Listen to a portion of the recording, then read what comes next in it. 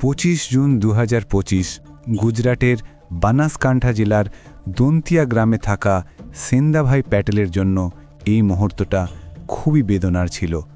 কারণ এই দিন তিনি নিজের হাতে তার 18 বছর বয়সী মেয়ে চন্দ্রিকার চিতায় আগুন দিয়েছিলেন।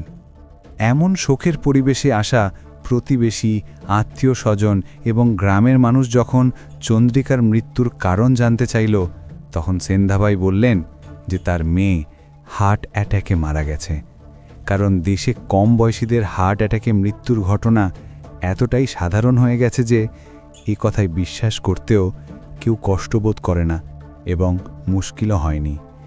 মা বাবার জন্য সবচেয়ে বড় অভিশাপ হয় যখন তাদের বেঁচে থাকা অবস্থায় তাদের সন্তান তাদের চোখের সামনে থেকে চলে যায়। আর এই কেসে তো চন্দ্রিকার বয়সও খুব কম ছিল। জীবনে পাওয়া এই ক্ষতির যন্ত্রণা আরও বাড়িয়ে দিচ্ছিল এই চিন্তা যে 11 দিন আগে চন্দ্রিকা তার কেরিয়ারের ভিত্তি স্থাপন করেছিল। পড়াশোনায় মেধাবী চন্দ্রিকার 14 জুন 2025 তারিখে নিট পরীক্ষার রেজাল্ট এসেছে, যেখানে সে 478 স্কোর করেছে, যা তার গত বছরের 380 স্কোরের থেকে অনেক ভালো ছিল।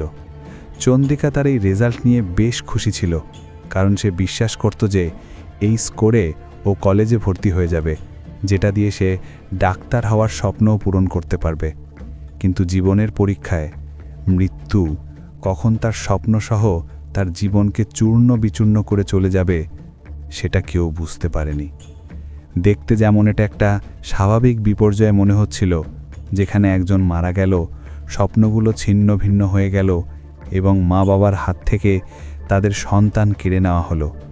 চন্দ্রিকার মৃত্যুর মাত্র 42 দিন পরে, অর্থাৎ 6 আগস্ট 2025-এ এক সরকারি অফিসে জমা দেওয়া একটি কাগজ সব কিছু উল্টে দিল। ওই কাগজ দেখিয়ে দিল কিভাবে উন্মত্ত আবেগ, অন্ধ উৎসাহ আর অধিকার দাবি করার টানাপোড়েনের বিষাক্ত পোকামাকড় যখন কারোর মনের ঘর বাঁধে, তখন সে নিজেকেই শত্রু ভেবে ফেলে আর তাদের সুখের সঙ্গেই তাদের শ্বাসও ছিনিয়ে নেয়। স্বাগতময় শোতে এবং আপনি দেখছেন চন্দ্রিকা প্যাটেলের কেস। 21 ফেব্রুয়ারি 2025 পালনপুর, গুজরাট। পালনপুর বাসস্ট্যান্ডে দাঁড়িয়ে চন্দ্রিকা হস্টেলে ফিরতে বাসের অপেক্ষা করছিল।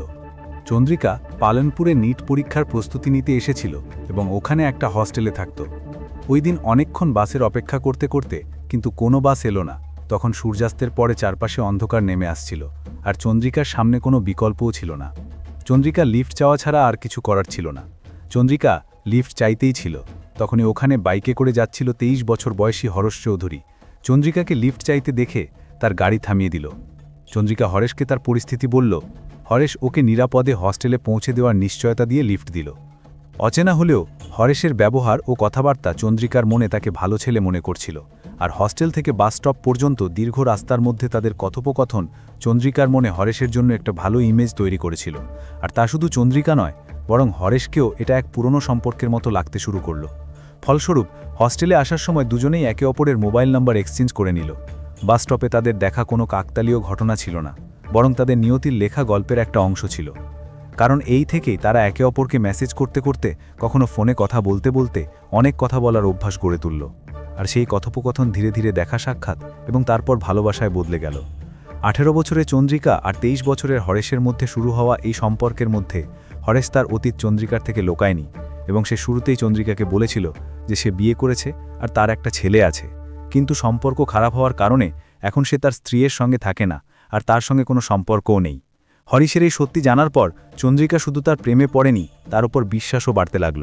সময় কাটার সঙ্গে সঙ্গে দুজনের গভীর প্রেমের মাঝে জীবনভর সঙ্গী দেওয়ার প্রতিশ্রুতিও দিল তারা। দুজনেই একসঙ্গে ঘুরতে বেরোতে শুরু করল। কখনো মাউন্ট আবু গেল, কখনো মহেশনায় বেড়াতে। জীবনের এই সময়টা চন্দ্রিকার জন্য খুবই সুখকর ছিল। সে দিনভর নিট পরীক্ষার প্রস্তুতি নিত এবং সন্ধ্যায় ফ্রি টাইমে হরেশের সঙ্গে সময় কাটাত। কিন্তু যেখানে সব কিছু ঠিকঠাক চলছিল, সেখানে 3 মাস পরে খেলা একটি চাল চন্দ্রিকার জীবনের বইয়ের পাতা শেষ মুহূর্তের গল্পে বদলে গেল। 3 মাস পর 5 জুন 2025 চন্দ্রিকার পরিবার চিন্তিত অবস্থায় গুজরাটের থারাদ পুলিশ স্টেশনে যায় এবং কান্নাকাটি করে জানায় তাদের মেয়ে চন্দ্রিকা মিলছে না। কষ্টে নিজেকে সামলে চন্দ্রিকার বাবা সেন্দাই জানান যে চন্দ্রিকা 1 মাস আগে নিট পরীক্ষা দেওয়ার পর থেকে ও বাড়িতেই ছিল আর কাল অর্থাৎ 4 জুন 2025 তারিখে বাড়ির কাজের জন্য বাইরে গিয়েছিল, কিন্তু তারপর থেকে ফেরেনি। চন্দ্রিকা ফোনও ধরছে না। আত্মীয় বন্ধু সব জায়গায় খোঁজা হয়েছে, কিন্তু কেউ তার কোনো খবর পায়নি। বাড়ির আশেপাশের এলাকা, মার্কেট আর চন্দ্রিকা যেখানেই যেতে পারে ওখানেই তাকে খুঁজে দেখা হয়েছে, কিন্তু কোনো খবরই পাওয়া যায়নি। অপহরণের সন্দেহে পুলিশ দ্রুত মিসিং রিপোর্ট করে এবং চন্দ্রিকার ফোন সার্ভেইলেন্স মোডে রেখে তার সন্ধান শুরু করেছে। পুলিশের তৎপরতা তাদের কাজে লেগেছে। আর দুদিন পর 6 জুন 2025-এ চন্দ্রিকার ফোনের লোকেশন গুজরাটের আহমেদাবাদে দেখাতে শুরু করল। কিন্তু পুলিশের টিম সেখানে পৌঁছলে চন্দ্রিকার ফোন একাধিক জায়গায় মুভমেন্ট করতে লাগল। আর কিছু ঘন্টার মধ্যে তার লোকেশন রাজস্থানের উদয়পুরে দেখাতে লাগল। এই মুভমেন্ট শুধু উদয়পুরেই থামল না। উদয়পুর থেকে উজ্জয়ন, উজ্জয়ন থেকে গোয়ালিয়র, গোয়ালিয়র থেকে জয়পুর, আর তারপর 10 জুন রাজস্থানের বালাসারে দেখাতে লাগল। এরপর চন্দ্রিকার লোকেশনের মুভমেন্ট বন্ধ হয়ে গেল। তাই 12 জুন রাত 10টা নাগাদ ব্ল্যাক স্করপিও দিয়ে পুলিশের 2 টিম চন্দ্রিকার ভাই হীরা ভাইয়ের সাথে বালাসাহা রিসর্টে পৌঁছে। ওখানে রিসর্টের একটা রুমে পুলিশ চন্দ্রিকার সাথে হারেশকে পেয়ে গেল। নিজের বোনকে এক ছেলের সাথে দেখে হীরা রেগে উঠল, যদিও আইনগতভাবে দুজনেই প্রাপ্তবয়স্ক ছিল। কিন্তু সাথে থাকা পুলিশ দুজনের ফোন জব্দ করে চন্দ্রিকা আর হারেশকে আলাদা আলাদা গাড়িতে বসিয়ে দিল। সেখান থেকে চন্দ্রিকাকে তার বাড়ি পাঠানো হলো, আর হারেশকে থোরাড পুলিশ স্টেশনে নিয়ে যাওয়া হলো। গুজরাট, যেটা একটা ড্রাই স্টেট, সেখানে পারমিট ছাড়া মদের ব্যবহার, রাখার আর বিক্রির ওপর নিষেধাজ্ঞা আছে। আর এই নিয়ম ভাঙার জন্যেই হারেশের বিরুদ্ধে অনেক আগেই মামলা হয়েছে। পুলিশ পুরনো রেকর্ড খুঁজে পেয়েছে, আর সেই পুরনো প্রহিবিটেড মামলার ভিত্তিতেই ওকে জেলে ঢুকিয়ে দিয়েছে। পরের দিন 13 জুন 2025-এ চন্দ্রিকা পুলিশের সামনে বলেছে যে সে তার পরিবারের সঙ্গে থাকতে চায়, হরেশের সঙ্গে নয়। আর ওই স্টেটমেন্ট রেকর্ড করে পুলিশ মামলাটা বন্ধ করে দিয়েছে। যেভাবে মামলার ফাইল শান্তভাবে বন্ধ করা হয়েছিল, ঠিক সেই জায়গা থেকে এমন একটা ঝড় উঠতে যাচ্ছিল যা অনেক জীবনের ধ্বংস ডেকে আনবে। 21 জুন 2025 হরেশ জেল থেকে জামিনে বের হয়। বাইরে আসার সঙ্গে সঙ্গে নিজের লয়ারের সাহায্যে হাইকোর্টে হেবিয়াস কর্পাস পিটিশন দাখিল করল। হেবিয়াস কর্পাস নিশ্চিত করে যে কারো ব্যক্তিগত স্বাধীনতা কোনো আইনত কারণ ছাড়া কোনোভাবেই ছিনিয়ে নেওয়া যাবে না। সহজ ভাষায় বললে, হেবিয়াস কর্পাস হলো এক ধরনের আদালতের আদেশ যা পুলিশ বা কোনো কর্তৃপক্ষকে বলে, তুমি যদি কাউকে আটকাও বা বন্দি করো, তাহলে তাকে সামনে নিয়ে এসো আর প্রমাণ করো এটা আইনের আওতায় করছো। আর যদি তুমি যথাযথ কারণ দিতে না পারো, তাহলে তাকে সঙ্গে সঙ্গেই মুক্তি দিতে হবে। আদালত পিটিশন মঞ্জুর করে 27 জুনের শুনানির দিন ঠিক করল। শুনানির দিন প্যাটেল পরিবারকে নিয়ে চন্দ্রিকার সঙ্গে কোর্টে হাজির হওয়ার কথা ছিল। হরেশের মনে তখন একটাই স্বপ্ন, অবশেষে সে আবার চন্দ্রিকার মুখোমুখি হবে। কিন্তু সেই আশাটাই মুহূর্তের মধ্যে ভেঙে চুরমার হয়ে গেল যখন প্যাটেল পরিবারের আইনজীবী চন্দ্রিকার বদলে তার ডেথ সার্টিফিকেট দেখালো, যেখানে মৃত্যুর কারণ হিসাবে হার্ট অ্যাটাক লেখা ছিল।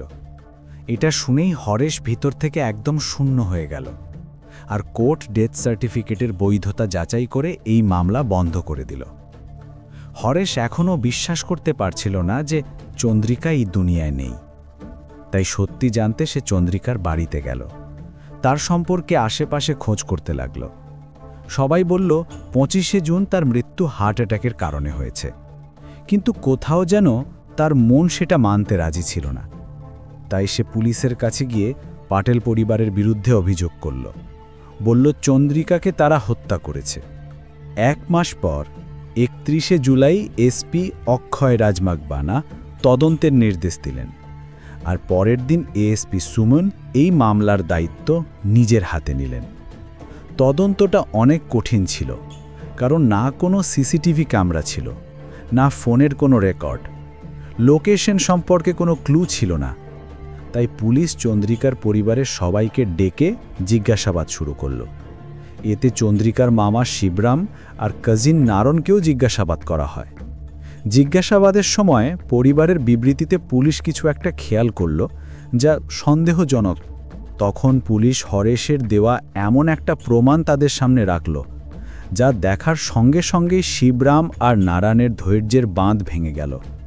তারা চন্দ্রিকার জীবনের সেই বেদনাদায়ক রাজ বলতে শুরু করল, যেটা পরিবার আর আইনের যোগসাজশে লোকানো ছিল।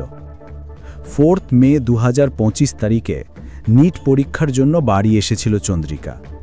পরীক্ষা দিয়ে এখন আবার তার হোস্টেলে ফিরছিল, যাওয়ার প্রস্তুতি নিতে শুরু করেছিল। তবে তার বাড়ির লোকেরা চন্দ্রিকার জন্য আলাদা প্ল্যান করে রেখেছিল। একদিন পর অর্থাৎ 5 মে পাটেল পরিবার চন্দ্রিকাকে তার কাজিনের বিয়েতে নিয়ে গেল। কিন্তু তাদের আসল উদ্দেশ্য ওই বিয়েতে যাওয়া ছিল না, বরং চন্দ্রিকাকে তার কাজিনের স্ত্রীর ভাইকে দেখানো ছিল, যাতে সে তার সঙ্গে চন্দ্রিকার বিয়ের ব্যাপারে কথা বলতে পারে। চন্দ্রিকা যখন এটা বুঝল তখন তার মন ভেঙে গেল, কারণ সে তো ডাক্তার হয়ে হরেশের সঙ্গে বিয়ের স্বপ্ন দেখেছিল। হয়তো এই সময়ে সে ভুলেই গিয়েছিল যে তার পরিবার কেমন চিন্তাধারার মানুষ। প্রাক্তন সর্দেপঞ্চ সেন্ধাবাই পাটেল খুবই স্ট্রিক্ট এবং পুরনো চিন্তার মানুষ ছিলেন।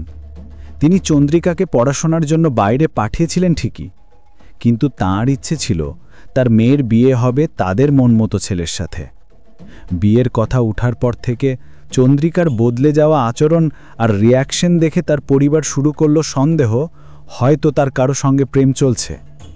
সাধারণত মেয়েরা বাবারদের সবচেয়ে কাছে থাকে, কিন্তু এই রূঢ় চিন্তাধারায় আটকে থাকা সেন্ধাবাইয়ের কাছে চন্দ্রিকার কারো সঙ্গে প্রেম করা যেন বিশ্বাসঘাতকতার মতো অনুভূত হচ্ছিল। তার মনে হতে লাগল যেই বিশ্বাসে তিনি তার মেয়েকে বাইরে পড়াশোনা করতে পাঠিয়েছিলেন, কিন্তু সেই বিশ্বাসটাই সে ভেঙে দিয়েছিল। মেয়েটির থেকে বেশি সমাজের কথা ভাবা সেন্ধাবাইকে সমাজের তিরস্কারের ভয় কাবু করতে শুরু করল, আর তাই সে চন্দ্রিকার উপর নিষেধাজ্ঞা আরোপ করতে লাগল। কখনো কয়েকদিনের জন্য তার ফোন নিজের কাছে রেখে দিত, তো কখনো বাড়ি থেকে বেরোতে বাধা দিত। এমনকি চন্দ্রিকাকে জোর দিতে লাগলো যে সে তাদের ইচ্ছে মতো ছেলেটার সঙ্গে বিয়ে করবে।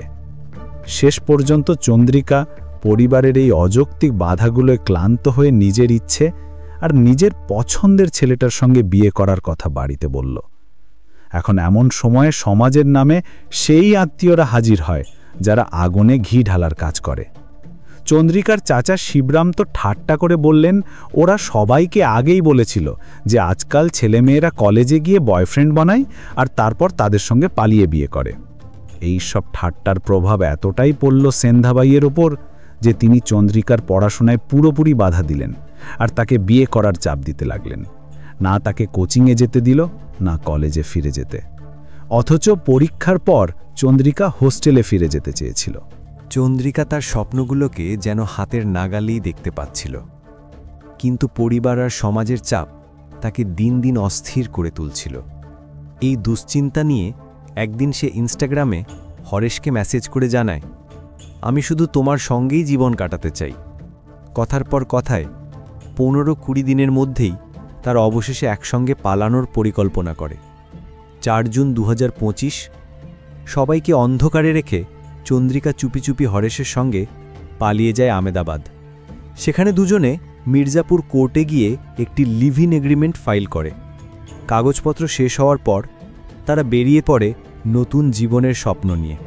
উদয়পুর, উজ্জয়িনী, গোয়ালিয়র, জয়পুর ঘুরতে ঘুরতে শেষমেশ রাজস্থানের বালাসোরে একটি রিসর্টে গিয়ে ওঠে। সেখানেই তারা ঠিক করে ভবিষ্যতে একই শহরে থেকে পরিবারের সঙ্গে সব ঝামেলা মিটিয়ে ফেলবে। কিন্তু সেই সময়ই অন্যদিকে চন্দ্রিকার পরিবার থানায় গিয়ে মিসিং রিপোর্ট করে। যদিও সত্যি হলো চন্দ্রিকা নিজের ইচ্ছাতেই হরেশের সঙ্গে গিয়েছিল। পুলিশ যখন লোকেশন ট্র্যাক করে তখন চন্দ্রিকার ভাই হীরাবাইকে সঙ্গে নিয়ে রিসর্টে হাজির হয়। সেখান থেকে তারা দুজনের ফোন জব্দ করে, আলাদা করে ফেলে এবং সেনাবাই প্যাটেলের প্রভাব খাটিয়ে জোরপূর্বক চন্দ্রিকাকে পরিবারে ফেরত পাঠিয়ে দেয়। গাড়িতে বসে চন্দ্রিকা বারবার কাঁদতে কাঁদতে বলছিল, আমাকে পরিবারের কাছে নিয়ে যেও না, আমি হরেশের সঙ্গেই থাকতে চাই। কিন্তু বয়সে প্রাপ্তবয়স্ক হওয়া সত্ত্বেও তার কথা কেউ কানে তুলল না। পুলিশ শেষমেশ তাকে সেই বাড়িতেই ফিরিয়ে দিল যেখান থেকে সে নিজের ইচ্ছায় বেরিয়েছিল। এরপর সেনাভাই প্যাটেলের চাপে পুলিশ হরেশের বিরুদ্ধে খোঁজাখুঁজি শুরু করে।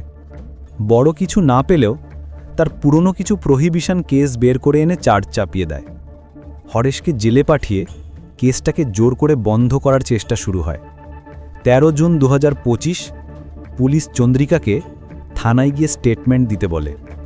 চন্দ্রিকা সেখানে একটাই কথা বলে, আমি হরেশের সঙ্গেই থাকতে চাই। কিন্তু পুলিশ তার সাহায্য করার বদলে উল্টে সেনাবাই প্যাটেলের সঙ্গে হাত মিলিয়ে তার উপর চাপ সৃষ্টি করতে থাকে। তারা হুমকি দেয়, যদি তুমি নিজের বক্তব্য বদলাও তাহলে তার ফল ভুগতে হবে হরেশকে। মিথ্যা মামলা সাজিয়ে আমরা তাকে চিরদিনের জন্য জেলে পাঠিয়ে দেব। দিনভরেই চাপ আর ভয় দেখা নয়, ভেঙে পড়ে চন্দ্রিকা। ভালোবাসার মানুষকে বাঁচানোর জন্য মনের ভেতর ভীষণ কষ্ট নিয়েই শেষ পর্যন্ত সে স্টেটমেন্টে লিখে দেয় সে নিজের পরিবারেই থাকতে চায়। পরের দিন 14 জুন 2025-এ চন্দ্রিকার নিটের রেজাল্ট এলো, যেখানে সে ভালো স্কোর করেছিল এবং সে নিশ্চিত ছিল যে সে কোনো না কোনো কলেজ পাবেই। কিন্তু যে সফলতা পেয়ে এক বাবার গর্ব হওয়া উচিত ছিল, সেখানে সেই বাবা এটা তার মেয়ের স্বাধীনতার পথ হিসেবে দেখছিল এবং এই ভয়ই তাকে গ্রাস করছিল যে এই পথে গেলে সে তার সম্মান নষ্ট করে দেবে। 7 দিন পর অর্থাৎ 21 জুন জেল থেকে জামিনে বের হয়ে হরেশ পুলিশ থেকে তার ফোনটা নিল। কিন্তু ফোন চালু করতেই সে অবাক হয়ে গেল, কারণ তার ফোন পুরোপুরি রিসেট হয়ে গেছে। প্রথমে পুলিশ কোনো কোর্টের আদেশ বা ওয়ারেন্ট ছাড়াই তাদের ফোন জোরপূর্বক এভিডেন্সের নামে নিয়ে গিয়েছিল। আর যদি এটা এভিডেন্স ধরা হয়ও, তবুও তা ট্যাম্পার করা আইনসিদ্ধ নয়। সংবিধানের আর্টিকেল 21 প্রাইভেসির অধিকার দেয়, যেখানে ফোনকে একটা প্রাইভেট স্পেস হিসেবে ধরা হয় এবং সেখানে থাকা ডেটা মুছে ফেলা বা ফোন রিসেট করা ভুল এবং অবৈধ। কিন্তু এখানে পুলিশ আইন মেনে চলছিল না, সেন্ধাবাই প্যাটেলের তৈরি নিয়ম অনুসারে চলছিল। জেল থেকে বের হতেই হরেশের মাথায় চন্দ্রিকাকে নিয়ে চিন্তা ঘুরতে লাগল, আর হরেশ তাড়াতাড়ি ইনস্টাগ্রাম লগ ইন করল যাতে চন্দ্রিকার সঙ্গে যোগাযোগ করতে পারে। তখন সে দেখল 17 জুন 2025 তারিখে চন্দ্রিকা তাকে অনেক মেসেজ লিখেছিল। চন্দ্রিকা লিখেছিল যে তার বাড়ির লোকেরা তার ইচ্ছার বিরুদ্ধে জোরপূর্বক তার বিয়ে করানোর চেষ্টা করছে, কিন্তু সে শুধু তার কাছেই বিয়ে করতে চায় এবং চায় হরেশ তাকে এখান থেকে নিয়ে যাক। আর যদি সে পরিবারের কথা মেনে বিয়ে না করে তাহলে তার বাড়ির লোকেরা তাকে মারবে। এই মুহূর্ত থেকেই চন্দ্রিকার জীবনের শেষ অধ্যায় শুরু হয়, কারণ পুলিশ যখন এই মেসেজগুলো চন্দ্রিকার মামা শিবরাম এবং চাচাতো ভাই নারনকে দেখায়, তারা 24 জুন রাতের সন্নাটের মাঝে লুকানো এক ভয়ঙ্কর রকম রহস্য ফাঁস করতে শুরু করল। 24 জুন 2025 তারিখে পুলিশ সেন্ধাবাই প্যাটেলের হিবিয়াস কর্পাস পিটিশনের নোটিশ দিতে এসেছিল। ওই নোটিশে বলা ছিল তাকে তার মেয়ে চন্দ্রিকাকে 3 দিনের মধ্যে অর্থাৎ 27 জুন আদালতে হাজির করতে হবে। এই খবর পেয়ে সেন্ধাবাই প্যাটেলের ভয় কাজ করতে লাগল যে যদি মেয়ে আদালতে তার বিরুদ্ধে যায় তাহলে সে সেই লাইন পার করে যাবে যা সে সহ্য করতে পারবে না। নিজের অহংকার, মিথ্যে সম্মান আর গর্ব ভেঙে পড়তে দেখে সে শিবরামের সঙ্গে মিলে সিদ্ধান্ত নিল যে আজই তারা চন্দ্রিকাকে শেষবার বুঝিয়ে বলবে, আর যদি সে না মানে ওকে মেরে ফেলার সিদ্ধান্ত নিল। শিবরাম এই পরিকল্পনায় তার ছেলে নারায়ণকেও জড়িয়ে নিল। একই রাতে 3 জন মিলে চন্দ্রিকাকে সব রকম উপায়ে বোঝানোর চেষ্টা করল। কিন্তু চন্দ্রিকা যখন তাদের দাবি মেনে নিতে অস্বীকার করল, তখন তারা সিডেটিভ ওষুধ লুকিয়ে দুধে মিশিয়ে তাকে খাওয়ালো। ওষুধের প্রভাবে চন্দ্রিকা নিজের ঘরে গিয়ে ঘুমিয়ে পড়ল। যখন রাতে পরিবারের বাকি সবাই ঘুমিয়েছিল, তখন প্রায় 1:30টার সময় সেন্ধাবাই আর শিবরাম চন্দ্রিকার ঘরে ঢুকল। আর চন্দ্রিকাকে গভীর ঘুমে দেখে সেন্ধাবাই নিজের হাতেই নিজের মেয়ের গলায় ওড়না জড়িয়ে নৃশংসভাবে খুন করল। চন্দ্রিকার প্রাণ নিয়ে সে নারণ আর শিবরামের সঙ্গে মিলে লাশটা টেনে টেনে স্টোর রুমে নিয়ে গেল আর গলার কাছে ওড়না বেঁধে পাখার সাথে ঝুলিয়ে দিল। নিজের ষড়যন্ত্র লোকানোর জন্য 3 জনেই আলাদা ঘরে গিয়ে ঘুমানোর নকল করতে লাগল। ভোর 4টায় 3জন স্টোর রুমে গিয়ে চেঁচামেচি করতে লাগলো আর বাকি পরিবারের সামনে নাটক করে বলল চন্দ্রিকাকে ওখানে মৃত অবস্থায় পেয়েছে। তারপর সবার সম্মান বজায় রাখতে সবাই মিলে ঠিক করল আসল সত্যি কখনো সামনে আসবে না। সবার একই কথা ছিল, চন্দ্রিকার মৃত্যু হার্ট অ্যাটাকের কারণে হয়েছে, যাতে তার পোস্টমর্টেম না হয় আর তাদের গোপন কথা লুকিয়ে রাখা যায়। এজন্য পালনপুরে থাকা তার ছোট ভাইকে বা কোনো আত্মীয়কে খবর দেওয়া হয়নি। সকাল 6টায় দ্রুততার সঙ্গে তার শেষকৃত্য সম্পন্ন করা হয়। অপরাধ ঢাকার জন্য সেন্ধাই নিজের পরিচিতদের সাহায্যে নকল মৃত্যুর সনদপত্র বানিয়ে নেয়, যেখানে মৃত্যুর কারণ হার্ট অ্যাটাক লেখা ছিল। পুলিশকে দেওয়া এই স্বীকারোক্তির পর পুলিশ শিবরাম আর নারণকে গ্রেফতার করলেও ততক্ষণে ধরা পড়ার ভয়ে সেনাবাই পালিয়ে যায়। চন্দ্রিকার মৃত্যুর পিছনে শুধু তার পরিবার নয়, পুলিশও কম দায়ী ছিল না। চন্দ্রিকা সেই পুলিশের কাছেই ন্যায়ের আশায় নিজের কথা বলেছিল, কিন্তু সেই পুলিশ তাকে মৃত্যুর গর্তে ঠেলে দিয়েছে। তার কাছে একটা লিভিং এগ্রিমেন্ট ছিল যা স্পষ্ট দেখায় যে তারা দুজনই নিজেদের ইচ্ছায় একসাথে ছিল। তারপরও পুলিশ সেই ডকুমেন্টকে শুধু একটা কাগজের টুকরো ভেবে তার অধিকার নস্যাৎ করে দিয়েছে।